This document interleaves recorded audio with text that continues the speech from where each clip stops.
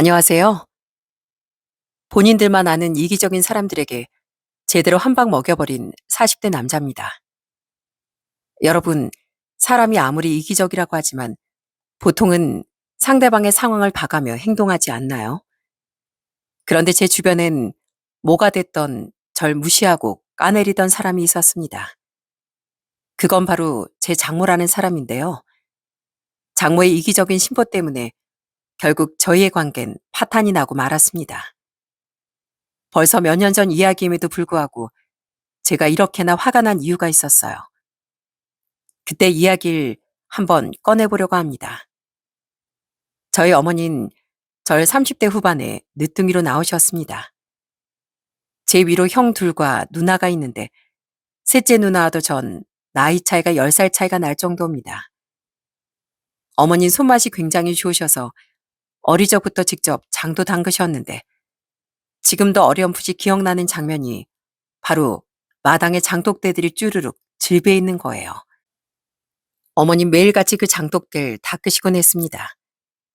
그런 어머니를 옆에서 졸졸 쫓아다니면서 물었던 기억이 있어요. 어머니, 왜 맨날 장독대를 닦아요? 이게 엄마한테 보물이잖니. 우리 딸 아들들 맛있는 거 해먹이게 해주는데 엄마가 이렇게 맨날 닦아주면서 정성을 들여야지. 엄마한테 이거 없으면 안 돼. 그렇게 직접 장까지 담그실 정도로 손맛이 좋았던 어머니 덕분에 전 건강하게 듬뿍 사랑을 받으며 자랄 수 있었답니다. 전 원래 정육 쪽에서 일하다가 30대 초반에 고깃집을 창업하게 되었어요. 고기라면 통으로 딱 가져다 놔도 슥슥 눈 감고도 설 정도로 경력을 쌓다 제 사업을 한번 해보고 싶어 집안의 도움과 모아둔 돈을 가지고 고깃집을 차리게 된 거였죠. 처음엔 좀 우여곡절이 많았지만 시간이 지나며 차츰차츰 자리를 잡게 되었고 어엿한 사장님으로 저도 열심히 일을 했습니다. 그러다 30대 중반에 아내를 만나게 된 거였죠. 아내는 결혼하고서 저희 집에 무척 잘했습니다. 제가 늦둥이 막내 아들이라 부모님 모두 연세가 많으셨는데 아내 막내딸처럼 저희 부모님 곁에서 살갑게 대하곤 했어요. 부모님께서 시골에서 농사를 짓고 계셨는데 도시에서만 자라 농사일은 하나도 모르던 나는 시골에 가면 새벽부터 일어나 부지런히 부모님을 도와드렸습니다. 아유, 지선아, 가서 그냥 좀 쉬어. 괜히 손 지저분하게 일하지 말고. 다치면 어쩌려고 그래. 가서 쉬거라, 쉬어. 어머님, 저 너무 재밌는데요. 저 이런 거 한 번도 안 해봤거든요. 저 진짜 하나도 안 힘들어요. 저 어머님이랑 아버님이랑 이렇게 일하고 새참도 먹고 싶은데 그러면 안 돼요? 하게 해주세요. 아이고 참, 일 안 하게 해달라는 애는 있어도 이렇게 일 시켜달라는 애는 없었는데 어떻게 지선이 넌 거꾸로냐. 알았다, 알았어. 대신 쉬엄쉬엄 하거라. 이따 내가 맛있는 좀 부쳐줄 테니까. 진짜죠? 와, 어머님 최고. 그럼 저 정갑하게 진짜 열심히 일할게요. 아는 시댁이 어려울 법도 한데 형들과도 누나와도 그리고 형수님들과 매형과도 참 잘 지냈습니다. 그런 아내에게 고마운 마음이 들 수밖에 없었죠. 처가댁은 장인, 장모, 그리고 처형과 처제가 있었어요. 처형과 처제는 둘 다 결혼했던 상황이었는데 형님은 공장 사장 아들이라 경제적으로 풍족한 상황이었답니다. 동서 역시 게임을 만드는 회사에 입사를 했는데요. 이미 많은 분들이 알만한 그런 회사에 다녔고 연봉도 그때 당시 7, 8천 정도 할 정도로 잘 나갔었습니다. 그런 와중에 고깃집 사장인 제가 사위인겐을 탐탁지 않아 했던 사람이 있었어요. 바로 장모였습니다. 장모님은 항상 다 같이 모일 때마다 저만 지적을 하더라고요. 에휴, 다 모인 자리에 자네 옷걸이 그게 뭔가? 좀 챙겨서 잘 입고 오질 않고. 장모님, 형님이고 동서고 다 편하게 입고 왔잖아요. 저도 똑같이 바지에 티셔츠 입고 온 건데 왜 그러세요? 자네랑 큰 사이 막내 사이가 같나? 입고 다니는 옷이라도 제대로 갖추던가 그래야지. 아휴. 그렇게 장모님은 절 못마땅해 하셨지만 사실 처음엔 별 대수롭지 않게 생각했습니다. 솔직히 객관적으로 봐도 수입에선 제가 그에 못 미치니 나중에 제가 더 잘하면 장모님도 저런 마음이 없어질 거라 생각을 했어요. 장모도 장모지만 처형의 남편인 형님과의 사이도 그다지 좋지 않았습니다. 그나마 동선 집안일에 관심이 없어 트러블이 별로 없었는데 형님은 워낙 허세가 짙고 자기 잘난 맛에 사는 사람이다 보니 늘 절 비웃는 투로 얘기를 하더라고요. 자네, 그 식당 하면 뭐 얼마나 매출이 나오지? 아니, 아무리 그래도 목 좋은 곳에 시작을 해야지. 내가 보니까 거긴 별로 상권이 안 좋던데 초기 자금이 좀 모자랐나? 그래도 나름 상권 잘 분석하고 시작한 겁니다. 전부터 제 고깃집 차리는 게 제 꿈이었거든요. 동선 참 꿈이 소박하네. 그런 꿈 꾸면 언제 나처럼 외제차 한번 끌어봐. 꿈은 크게 가질수록 좋지. 하긴 뭐 그런 것도 다 배포가 있어 꾸는 거긴 하지만 그렇게 형님이 얘기를 하면 장모님 옆에서 맞장구를 치더라고요. 우리 큰사임 배포가 커서 앞으로 다 잘 될 거야. 내가 이래서 우리 큰사이 볼 때마다 대단하다고 생각한다니까. 그죠, 장모님? 역시 형만한 아우가 없다니까요. 장모님, 걱정 마십시오. 제가 우리 동서들 다 아우러서 저만큼 잘 나가게 제가 앞으로 잘 이끌겠습니다. 역시 우리 큰사이밖에 없어. 솔직히 그렇다고 해서 형님이 절 따로 챙겨준 것도 없었습니다. 매번 이렇게 말만 했을 뿐 따로 제게 이익을 준 건 하나도 없었어요. 심지어 공장 운영하며 저희 가게랑 가까우니 회식이라도 한번 올 법도 한데 제가 식당을 하는 내내 한 번도 사람들을 데리고 온 적이 없었어요. 절 생각하고 위해줬다면 한 번씩은 올만도 하지 않나요? 매번 장인어른과 장모님 앞에선 그렇게 거들먹거리기만 할 뿐 실행에 옮기는 건 하나도 없었습니다. 그런 형님의 행동을 아는지 모르는지 장모는 형님만 좋아하셨고 늘 저랑 비교를 많이 하셨지요.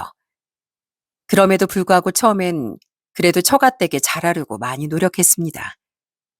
그리고 전 정말 열심히 고깃집을 운영했어요. 제가 성공하고 떳떳하게 살다 보면 인정을 더 받을 수 있을 거라 생각했거든요. 그렇게 열심히 일하다 보니 그게 또 매출로 이어지게 됐고 그러면서 차츰 더 매출이 올라가며 어느새 안정을 찾게 됐습니다.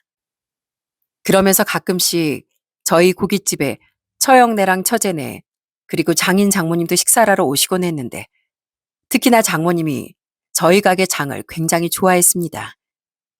그 장들이 바로 다 저희 어머니께서 직접 담근 것들이었거든요. 여기 오면 다른 거 몰라도 요 장맛 하나 진짜 끝내준다니까. 내가 다른 고깃집 가면 이 정도 맛이 안 나오더라고.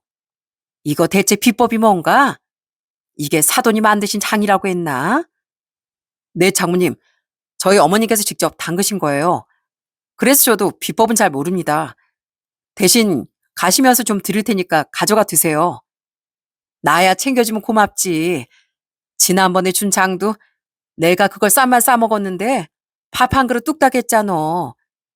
내가 박서방 이거 하나 참 마음에 들어. 이렇게 어느 순간부턴 처가댁에서도 저희 집 고기며 장맛을 좋아하시는 게 보이니 저도 참 뿌듯하고 좋았습니다.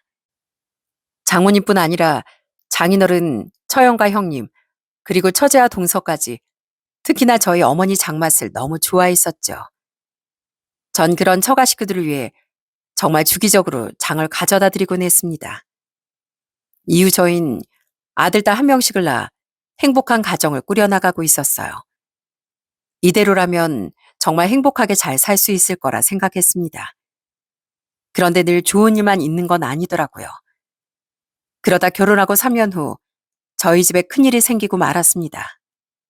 바로 아버지가 돌아가시게 된 거였어요. 아버지도 연세가 많으시긴 했지만 그래도 일상생활에 문제는 없으셨는데 원래 가지고 있던 지병이 악화되며 결국 몸져 누우시게 되었죠. 어머니는 그런 아버지를 어떻게든 살려보시고자 매일같이 간병을 하셨어요. 그런 어머니가 걱정돼 병원을 찾아가면 어머니는 제 걱정만 하시더라고요. 어머니, 저 왔으니까 집에 가서 좀 쉬세요. 내일은 큰형이랑 큰형수님 오셔서 아버지 간병하신대요. 그러니까 오늘은 들어가세요. 아니다, 정태가. 네 아버지 내가 옆에 있어야 편하셔. 내가 옆에 있어야지. 내 걱정 말고 너나 얼른 올라가. 먼 길 오지 말라니까 왜 자꾸 와? 괜히 피곤하게. 네 형들이랑 누나가 근처에 있으니 걱정 말거라. 그래도 와봐야죠. 어머니 계속 이렇게 쉬지 못하시면 어머니도 힘드세요. 그러니까 오늘만이라도 들어가서 눈 좀 붙이고 쉬세요. 네? 아내가 집으로 모셔다 드릴 거예요. 아버진 제가 돌볼 테니 걱정 마시고요. 그래, 그래, 알았다. 알았어. 그럼 부탁한다, 정태가. 그렇게 어머니는 자식들이 겨우 말리고 나서야 집에 한 번씩 가서 잠깐 쉬고 그마저도 오래 가지 못하고 금방 다시 병원으로 돌아오시곤 했습니다. 그 정도로 어머니와 아버지 사이는 정말 각별하고 좋았어요. 그런 아버지가 병원 생활을 한 지 3주 만에 병이 악화되어 돌아가셨을 땐 어머니도 하루 종일 통곡하며 슬퍼하셨답니다.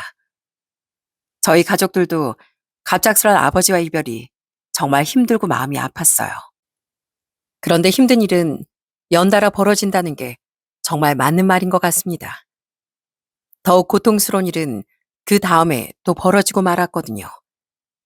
지금으로부터 6년 전 예상치도 못한 일이 생긴 거였습니다. 여러분도 아시다시피 바로 마스크 시국이 시작된 거였어요.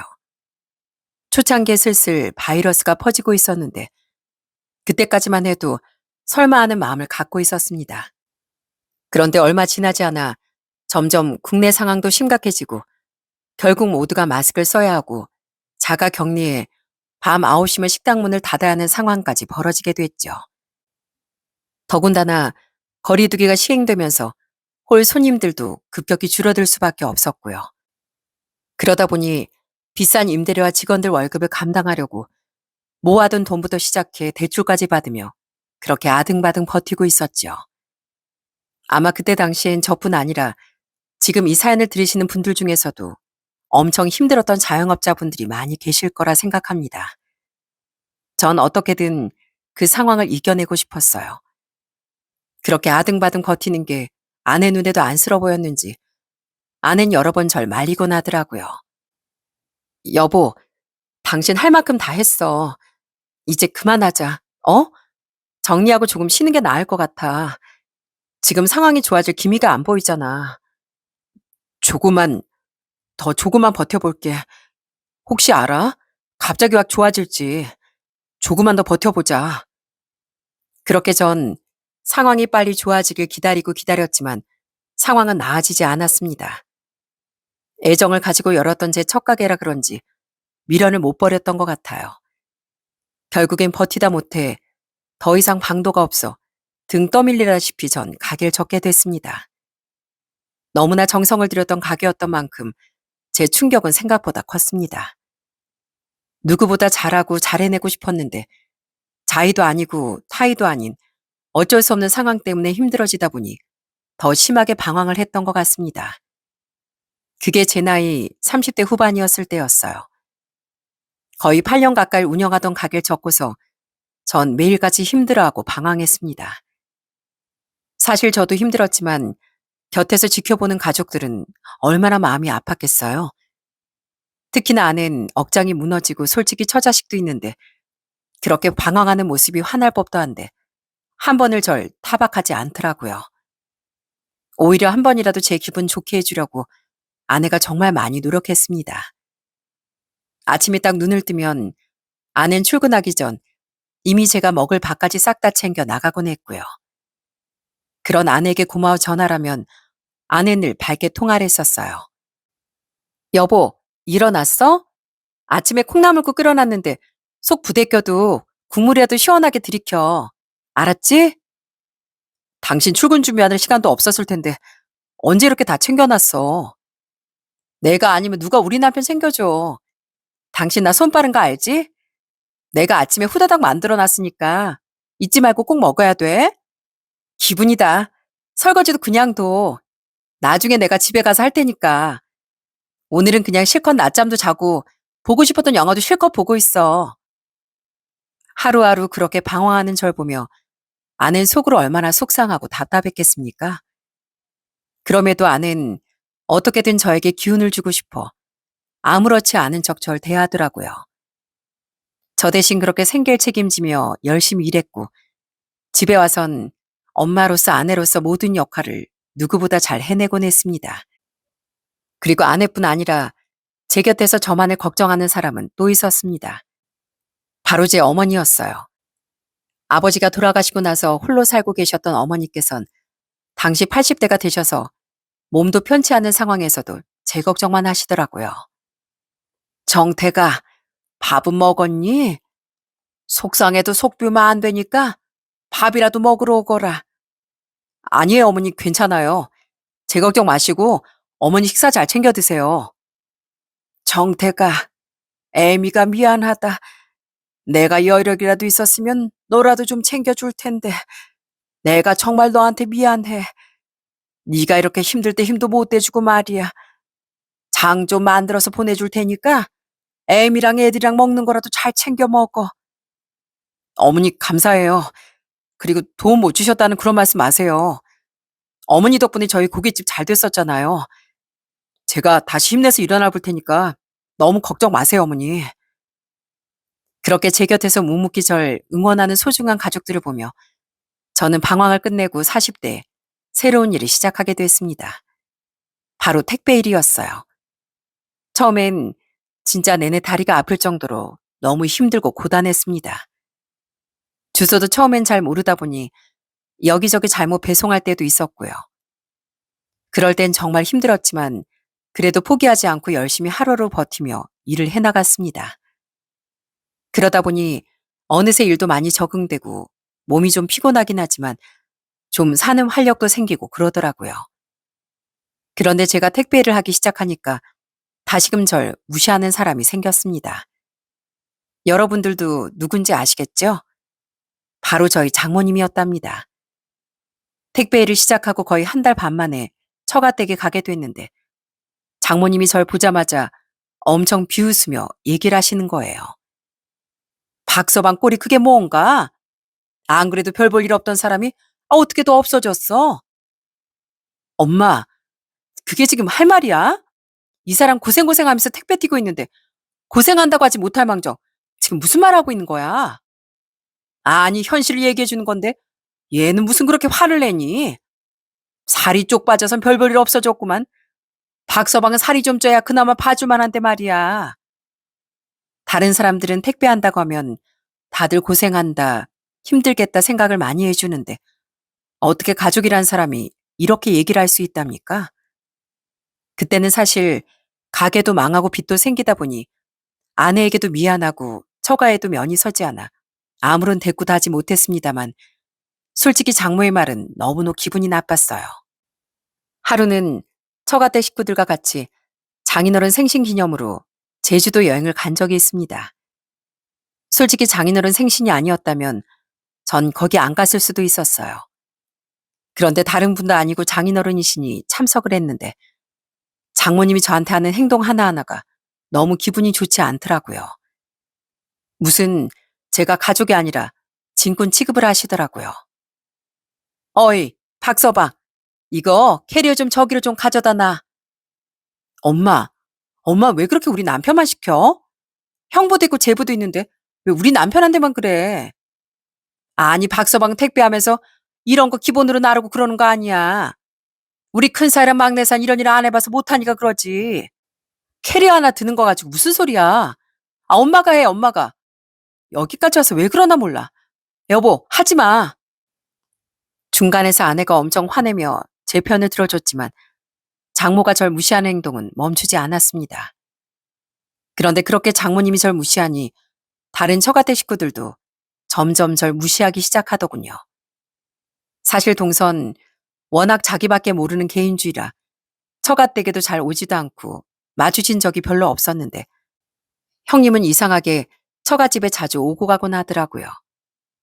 그러다 보니 저와도 종종 보게 되었고요. 원래도 좀 거들먹거리고 허세가 있긴 했는데 제가 가게를 접고 택배를 하기 시작하니 사람을 돈으로 부리려고 하더라고요. 하루는 눈이 좀 많이 오는 날이었습니다. 저녁에 퇴근하고서 집에 가고 있는데 형님한테서 전화가 오더라고요. 네, 형님. 무슨 일이세요? 동서. 지금 어디야? 퇴근하고 있지? 아니, 내가 대리가 너무 안 잡혀 그러는데, 여기 자네 집 근처거든? 와서 대리 좀 해줘. 내가 20만 원 챙겨줄 테니까, 오늘 대리 좀 해줘. 네? 20만 원이요? 지금 뭐라고 하시는 거예요? 아니, 왜? 20만 원이면 자네 하루 일당보다 많은 거 아니야? 여기서 우리 집까지 30분밖에 안 걸려. 지금 버스도 다니고 있고, 갔다가 버스 타면 완전 장땡이지. 아니, 형님. 진짜 너무하신 거 아닙니까? 전 대리 못합니다. 못해요. 와, 종서 너무하네. 아니, 꼭 없는 것들이 이렇게 자존심 세우더라니까. 아무튼 알았네. 그날 그 전화를 받으며 얼마나 어이가 없고 기가 차던지 말도도 안 나올 지경이었습니다. 솔직히 웬만해선 처가댁 식구들을 만나고 싶지도 않았어요. 그런데 전 오로지 장인어른과 저희 아내를 생각해서 그래도 특별한 행사 때만 참석해서 만났던 거였거든요. 원래 명절에도 저흰 50만 원씩 용돈을 드렸습니다. 장인어른과 장모님께서 일을 안 하시고 계시다 보니 특별히 수익도 없었고 그래서 전 더 신경 써서 챙겨드린 거였어요. 그런데 고깃집도 적고 그러다 보니 30만 원씩 드리게 됐는데 그것도 솔직히 제 입장에선 최선의 노력을 다한 거였거든요. 그런데 그 돈을 드리니까 장모님이 어떻게 했는지 아마 여러분들이 보셨다면 정말 깜짝 놀랐을 겁니다. 장모님은 제 봉투 안을 쓱 보시더니 그대로 그걸 바닥에 던져버리시더군요. 자네 지금 이걸 누구 코에 붙이라고 이것만 가지고 왔나? 내가 뭐 수억을 달라는 것도 아니고 해도 너무한 거 아니야? 장모님, 너무한 건 장모님이시죠. 어떻게 제가 드린 돈을 그런 식으로 바닥에 내팽개치실 수가 있어요? 못해도 명절엔 더 챙겨야지. 이게 뭔가. 내가 이래서 자네 볼 때마다 속이 답답하네. 답답해. 그러자 옆에 던 장인어른께서 나서 장모에게 소리를 쳤습니다. 아내 역시 같이 화를 내며 제 편을 들어줬어요. 아니 이 사람아, 왜 우리 둘째 사이한테 자꾸 그러는 거야? 내가 다신 그러지 말라고 했지? 사위들이 다 똑같은 사이지. 왜 첫째고 둘째고 셋째고 다 나눠서 생각하냐고. 맞아 엄마. 엄마가 진짜 자꾸 그러니까 내가 이제 여기 오기도 싫다니까. 엄마 무슨 좋은 장모라서 잘해주는 줄 알아? 왜 그러는 거야 도대체? 아니 내가 뭘 어쨌다고 다들 나한테만 뭐라는 거야. 하여간 당신이 그럴수록 딸이고 살고 아무도 안 와. 나중에 후회하기 전에 좀 잘해. 당신 이거 받을 자격도 없어. 아주 그냥 사람 귀한 줄도 모르고 말이야. 떨어져 있던 돈 봉투는 장인께서 소중히 다시 챙기셨고 그러면서 제 등을 토닥여 주시더라고요. 장모님께서 그 봉투를 던지셨을 땐 너무 기분이 나빴지만 그래도 장인께서 그렇게 절 챙겨주시니 더 이상 화를 내진 않았습니다. 결국 그날은 밥도 제대로 먹지 못한 채 처가댁을 나오게 되었어요. 그렇게 부랴부랴 나오며 장인께서는 저희 차 앞까지 배웅을 해주시더군요. 그러더니 제 주머니 속으로 쓱 무언가를 넣어주시는 겁니다. 박서방, 고생 많지? 날도 쌀쌀하고 그런데 무리하지 말어. 자네가 아프면 안 되네. 그러니 쉬엄쉬엄 일하고 쉴 땐 또 푹 쉬고 그러게나. 이거 명절 용돈이니까 가서 맛있는 거 사 먹고 말이야. 아유, 장인어른, 아닙니다. 뭘 이런 것까지 챙겨주세요. 아닙니다. 자넨 더 받아도 돼. 자네가 우리 집에 얼마나 잘하는데. 솔직히 세 사위 중에 난 우리 박서방이 제일이네. 처가댁을 누구보다 신경 많이 쓰고 마음 많이 쓴 사람이 누군가. 자네 아니면 우리 집에 올 사이도 없어.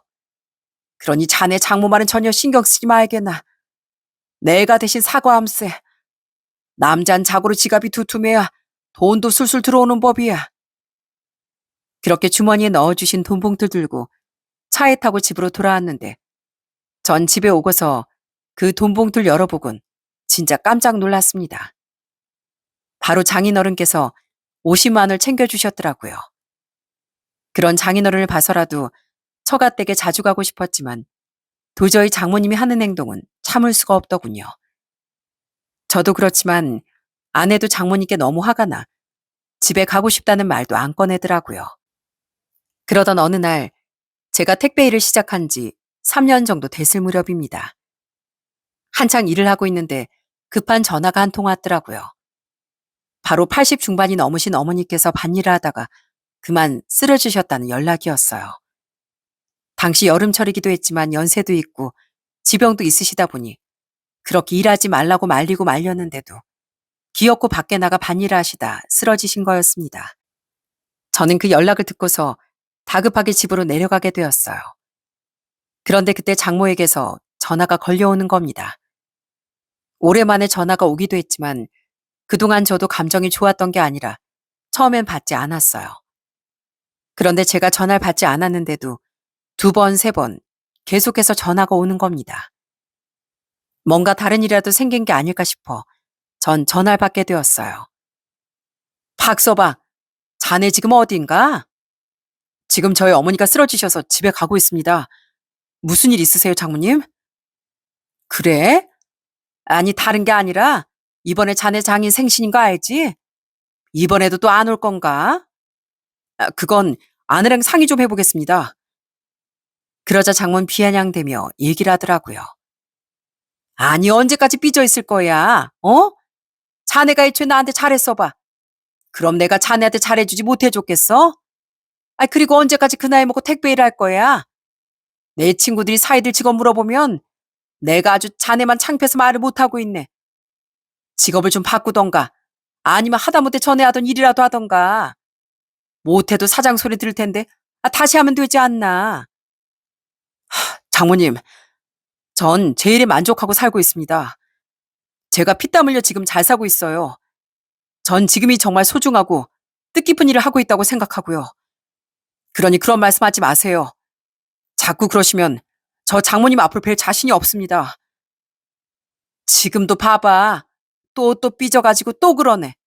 아주 그냥 삐돌이야, 삐돌이. 전 이상한 소리만 하고 있는 장모의 전화를 그만 끊으려고 했습니다.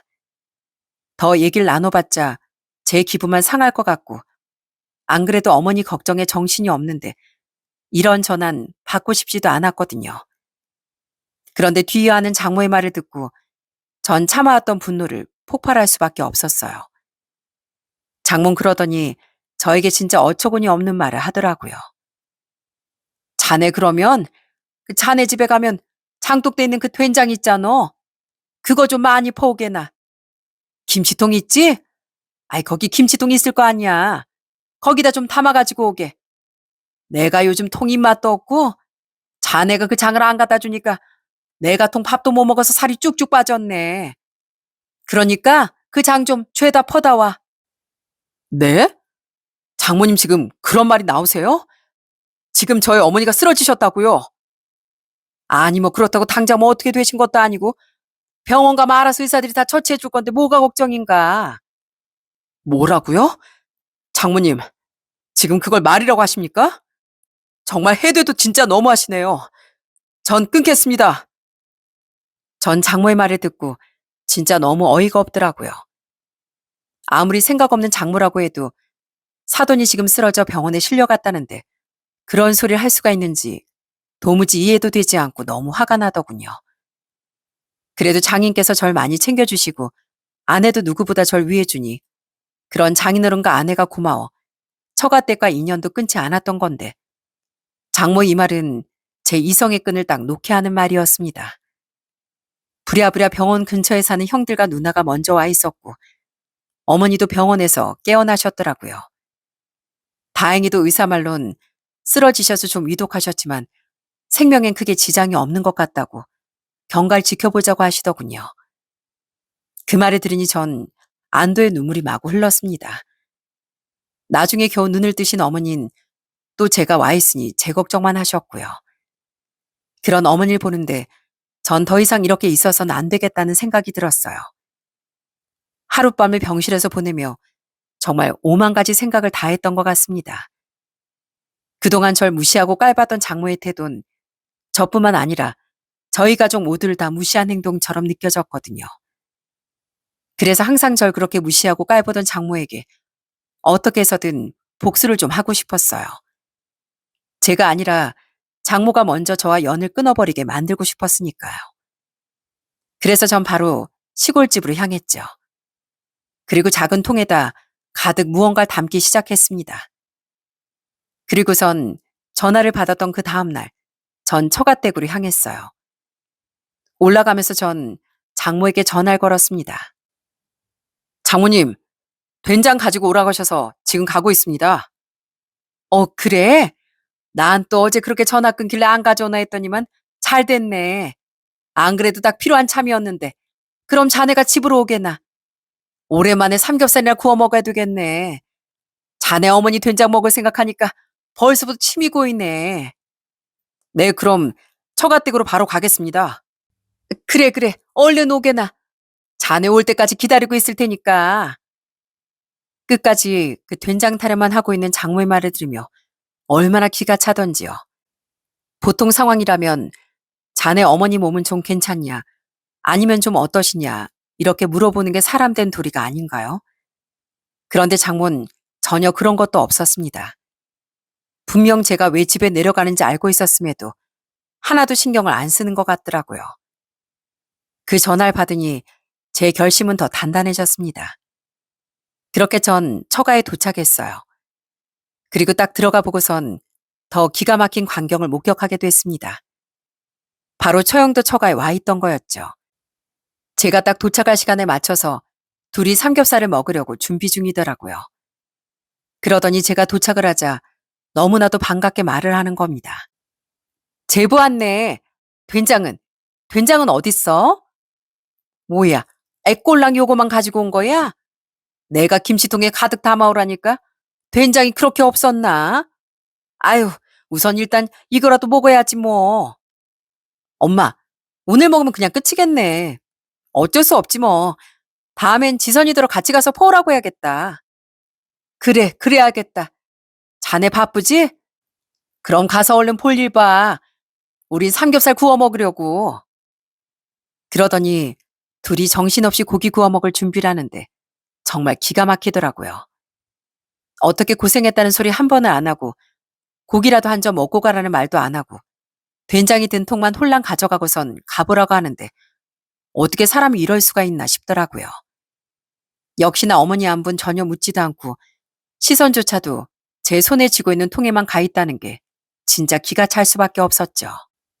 물 한 잔 마시란 말 한마디 없는 그 두 사람을 보며 전 속으로 웃음이 절로 나왔습니다. 그리고 전 아무렇지 않게 말을 했어요. 장모님 맛있게 드시는 모습 한번 보고 갈게요. 아이고 참, 또 자기 엄마가 된장 잘 담근다 그러는 것 봐. 알았네, 알았어. 이것도 된장 맛있다고 자랑하려 그러네. 내가 된장 잘 먹는다고 하니까 이거 가지고 자네도 자랑하려고 그러는 건가? 참나. 그러더니 장모는 아예 콧노래까지 부르며 신나서 된장을 열 준비를 하더라고요. 아이고, 맛있겠네, 맛있겠다. 어떻게 먹어야 더 맛있게 먹을까? 그러고선 통을 연 순간 설레하던 장모와 처형은 아주 뒤로 나자빠지고 말았습니다.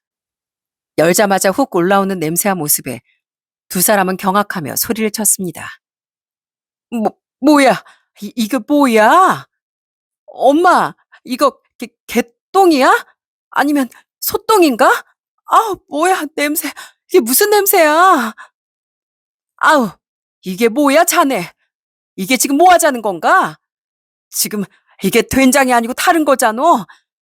지금 우리 연맥이자고 이러는 거야? 뭐 하자는 건가? 네, 아주 잘 알고 계시네요. 맞습니다. 제가 잘 챙겨서 가지고 왔는데 한번 좀 드셔보시죠. 바로 제 마음입니다. 뭐, 마음? 마음이라고? 우리한테 왜 이런 걸 주는데? 이게 마음이라는 건가? 아니, 어떻게 자네가 이럴 수가 있어? 자네가 어떻게 우리한테 이딴 걸 줘? 억울해하며 기분 나빠하는 장모의 표정을 보며 전 냉정하게 얘기를 했습니다. 장모님이야말로 어떻게 저한테 그런 말 하실 수가 있습니까? 어떻게 사람이란 그런 말 하실 수가 있냐고요? 저희 어머니 지금 저렇게 병원에 누워 계시는데 어떻게 거기서 된장을 포로하면서 얘기를 하실 수가 있어요? 아니, 아무리 그래도 그렇지. 그렇다고 이런 식으로 하는 건 정도가 지나치지 않는가? 하여간 내가 이래서 자네한테 그런 거야. 어디서 장모가 얘기를 하는데 이딴 식으로 복수를 하나? 복수를. 지금까지 장모님 하신 거 생각도 안 하시고요. 그건 정도가 지나친 게 아닙니까? 똑같은 사일 두고 비교하고 무시하고 돈으로 사람 구분하고 그런 거 생각도 안 하시냐고요. 그거야. 뭐, 아니 그러면 자네가 잘 살면 되지 않는가? 자네가 잘났으면 끝나는 걸 왜 나한테 그래? 장문 끝까지 뻔뻔한 태도로 일관했습니다. 역시나 그 통을 보고서도 장문 잘못을 알지 못하는구나 싶더라고요. 전 이쯤 되니 더 이상 할 말이 없다는 생각이 들었습니다. 그래서 마지막으로 한마디를 남겼죠. 제가 장모님 때문에 여기 오는 줄 아십니까? 전 지금까지 그래도 장인어른 생각해서 여태까지 온 거였습니다. 그리고 제 아내 때문에 지금 참고 있는 거고요.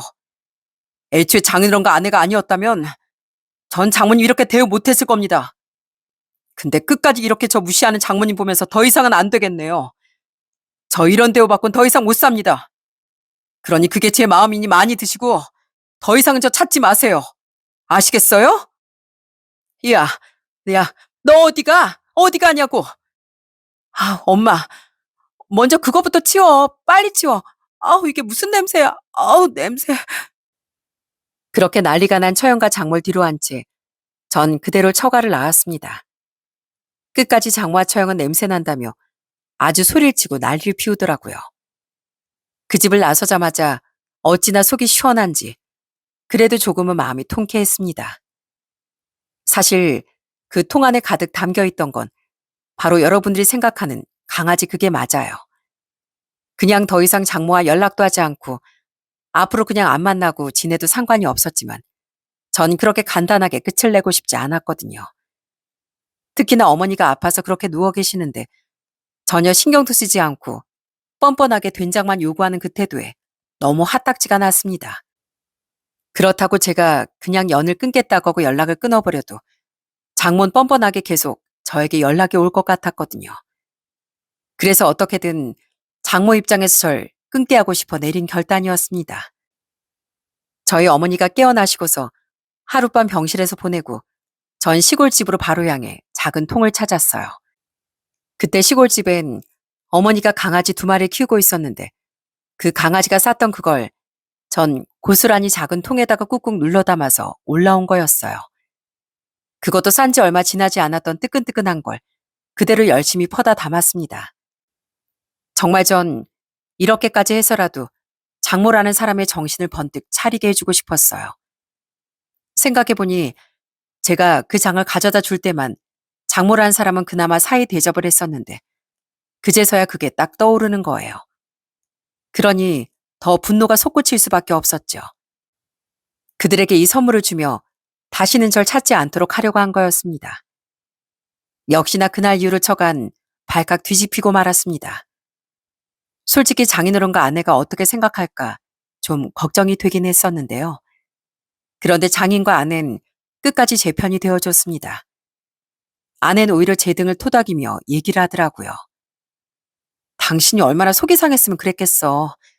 난 당신 이해해.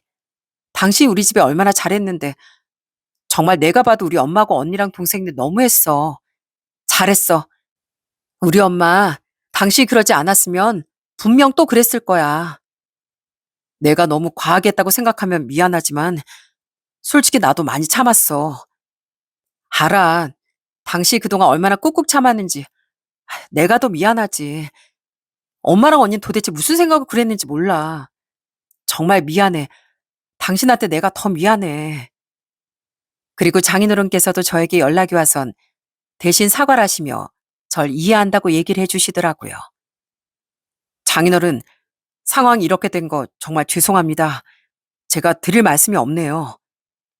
자네가 오죽했으면 그랬겠나. 오죽했으면. 아무리 부모 자식이고 장모 사이사이라고 하지만 사람이 선을 넘어서는 안 되는 걸세. 사돈께서 그렇게 쓰러지셨는데 그 와중에 그런 말 들으면 화가 안 날 사람이 어디 있겠나. 그런 장모랑 영 끊는 건 어려운 일도 아니지. 난 자네 생각 존중하네. 그렇게 장인께서도 절 이해해 주시니 그저 감사하고 죄송한 마음도 들었습니다. 솔직히 장인어른께선 누구보다 절 많이 생각해 주셨거든요. 그래서 이후부턴 다른 처가 식구들과는 연락도 하지 않고 오로지 장인어른만 챙겨드렸습니다.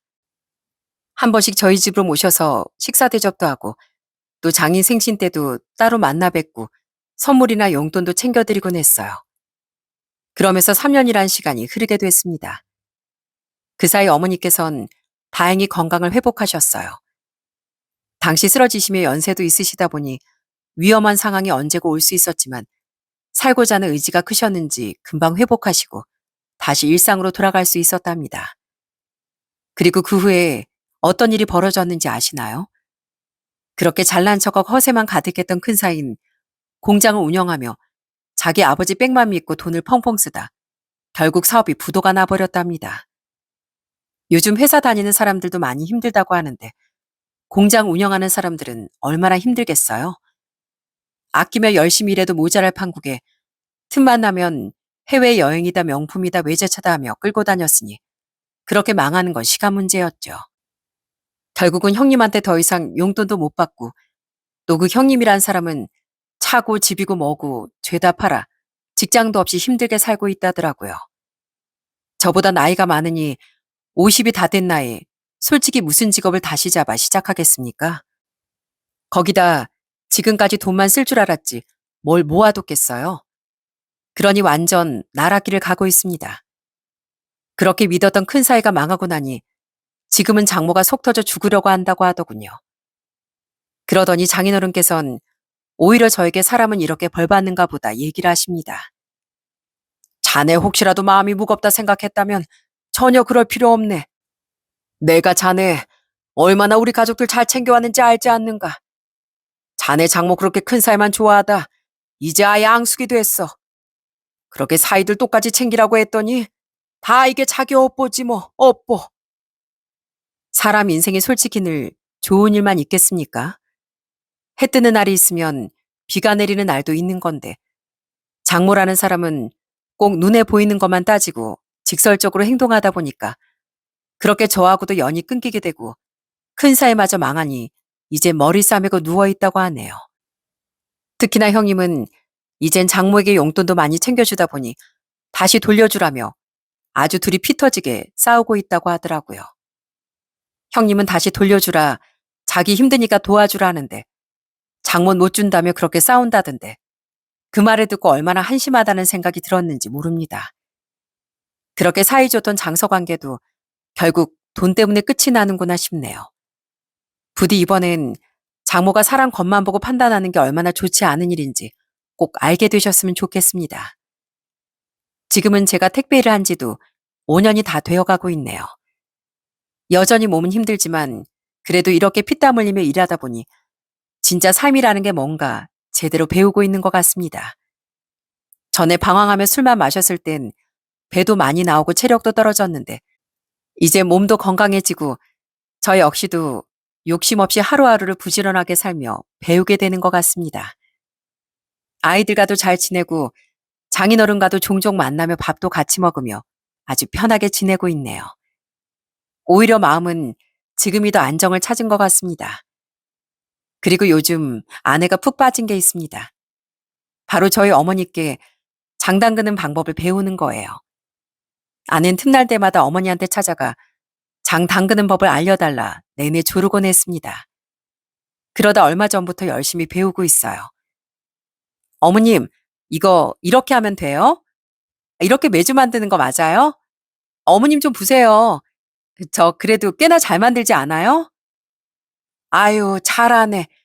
역시 우리 며느리 손이 야무지니까 뭘 해도 잘해. 에이, 어머니, 이건 누가 봐도 모양이 이상한데요. 어머니 막내 며느리라고 너무 예쁘게만 보는 거 아니에요? 제대로 알려줘야죠. 그래야 나중에 아내가 제대로 만들죠. 어머니 제 거 좀 봐보세요. 제가 더 잘하죠? 아니야, 아니야. 우리 며느리가 제일로다가 잘해. 우리 며느리가 잘하고 말고 잘하고 있어. 아이, 거봐. 어머님이나 잘하신대잖아. 당신은 괜히 그래. 어머님, 제가 어머님한테 제대로 배워서 똑같이 만나볼게요. 그렇게 옆에서 열심히 어머니를 거둔 아내를 볼 때면 저는 참 감사한 마음이 듭니다. 사실 아내가 장단 긋는 법을 배우겠다고 고집을 피운 이유가 있었어요. 바로 저희 어머니 건강이 걱정돼서였습니다. 형제들 중에서도 제가 제일 멀리 떨어져 살다 보니 저희가 차 타고 어머니께서 자주 본가에 왔다 갔다 하는 걸 걱정스러워 하셨는데 아내가 먼저 장단 긋는 걸 배우겠다며 그 핑계를 대니 이젠 어머니께서도 걱정 없이 절 맞이해주고 계세요. 저희 식구들에게 격없이 누구한테나 따뜻하게 잘해주는 아내가 그저 참 고마울 뿐입니다. 아내의 그런 따뜻하고 깊은 마음에 전 이렇게 항상 감사해하면서 잘 지내고 있습니다. 그래서 저도 이런 아내를 위해 장인어른께 최선을 다해 사위로서 잘하려고 노력하려고요. 예전엔 고부 갈등 때문에 고민하는 분들이 많았는데 요즘은 저처럼 장서 갈등으로 고민하는 분들이 꽤나 많아졌다고 합니다. 사실 고부 갈등이든 장서 갈등이든 결국엔 사람과 사람 사이 갈등이다 보니 얘기를 들어보면 문제가 되는 부분들이 꼭 하나씩 있더라고요. 사람이 그냥 사람을 싫어할 순 없는 거 아니겠습니까? 분명 무슨 이유가 있고 문제가 있을 때 갈등이 생기는 것 같더라고요. 솔직히 전 되도록 가까운 사이일수록 갈등이 생기면 말로 잘 풀어나가야 하는 입장이었는데 이번 사건을 겪으면선 아무리 말을 하고 풀어보려고 해도 잘 풀리지 않는다면 과감하게 인연을 놓는 것도 방법이라고 생각해요.